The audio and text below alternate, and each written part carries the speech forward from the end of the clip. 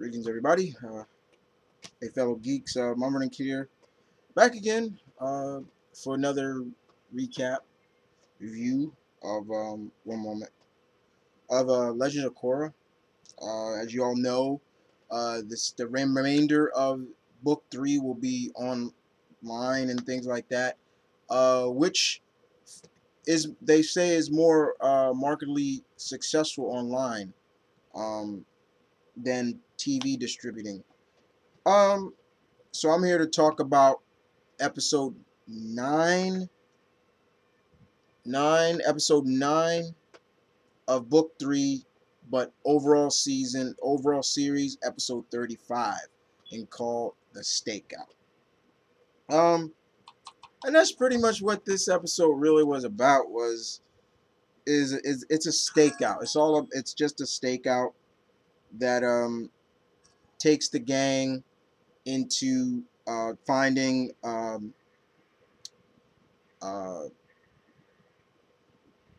Iway, the one who betrayed them. Uh,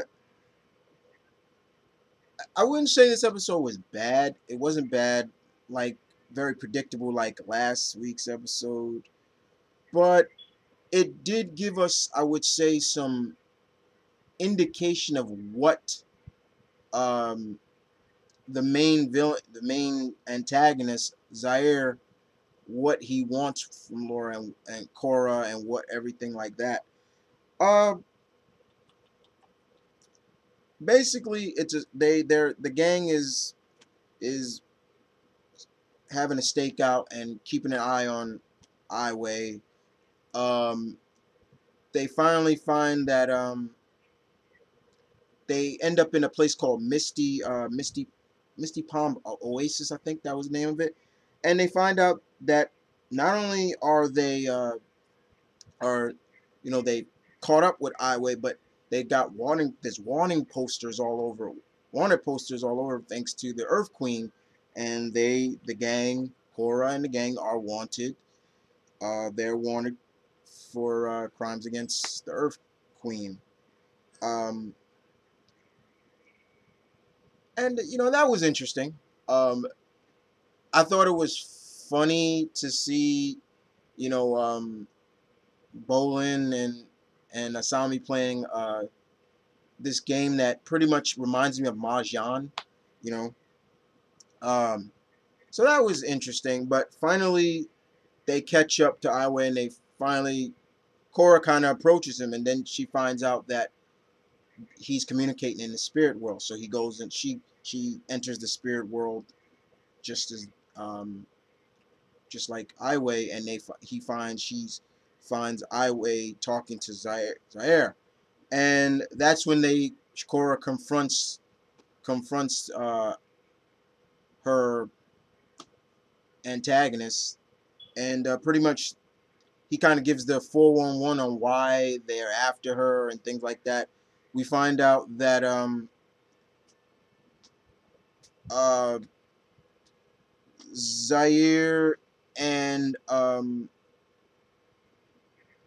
the gang are founders of a group called the Red Lotus, which was kind of like was a branch of were the White Lotus, but they branched out because of differences and things like that. And he goes into more detail of talking about that this world needs no rulers or politicians, you know, and by almost like by any means necessary, we're gonna make sure there aren't any of those people, no presidents, no queens, no kings, no things like that. And Korra, she's not like this. She even says it like, I don't agree on some of the things but I'm not gonna kill them. And then almost to the point we get to see more into Korra's uncle played a big factor into the Red Lotus and things like that. And but all in all, it's mainly Zaire is no dummy, and you see him using Korra's, just answering all of Korra's questions because he's getting information on where she is, and unfortunately, he sends his gang after. And there's a pretty decent battle between the brothers Mako and Bolin against the lava bender and the water bender with no arms, who I think is just a trip. Very cool, but it would seem that the brothers were no match for them, uh, and unfortunately, Korra gets kidnapped, but not by who you think is. It was by someone else. Her and Asami.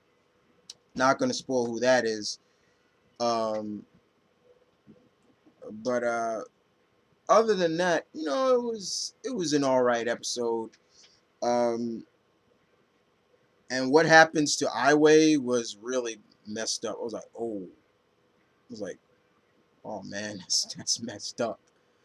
But other than that, you know, the the series, this episode was decent. It wasn't that bad, in my opinion. That's just my opinion. So 4 more episodes to go before this book is over.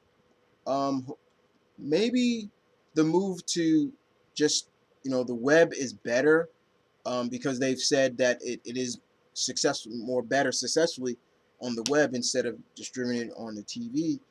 Um, and we'll see how it goes. But I am looking forward to now. I'm interested more in what's Zaire's plans now. Of what is he plan? What is he prepared to do?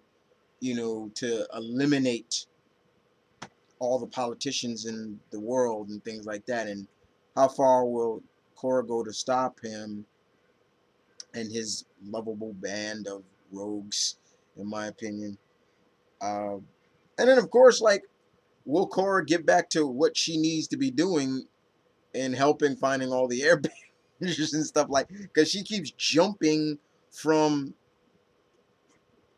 she keeps jumping from objective to objective and not completing those objectives.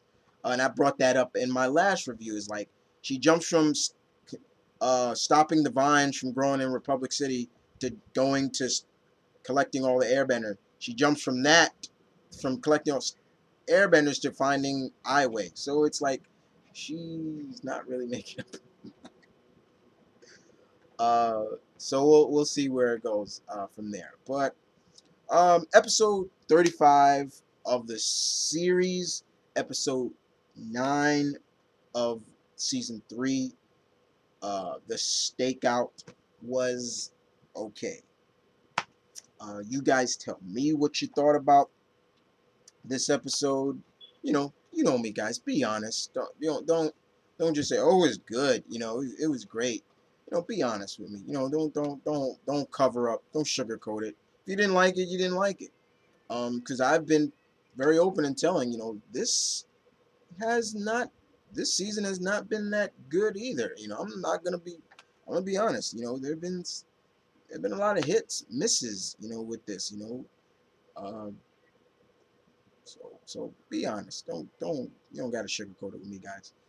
But other than that, guys, this is Mom Brain Kid saying peace, one love, stay tuned, keep it real, guys. I'll hit you back with another recap/review of Legends of Korra next time. You guys take it easy and have a good weekend.